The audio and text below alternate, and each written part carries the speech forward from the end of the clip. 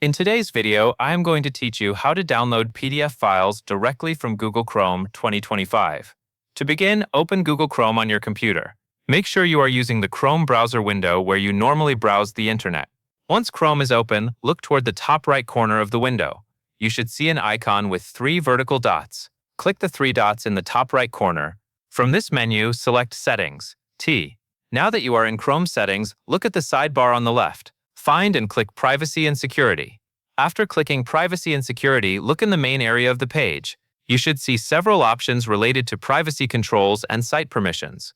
Click Site Settings. Once you are inside Site Settings, scroll down the page. You are looking for a section called Content or Additional Content Settings. The exact wording can vary slightly depending on your version of Chrome, but the PDF option is usually located near the lower part of the Site Settings page. If you see Additional Content Settings, click it to expand the section. Click PDF Documents to open the PDF handling settings. If Chrome is currently opening PDFs automatically, this is the setting that changes that behavior. On the PDF Documents page, find the option that says Download PDFs. In some versions of Chrome, it may appear as a toggle switch with wording like Download PDF files instead of automatically opening them in Chrome.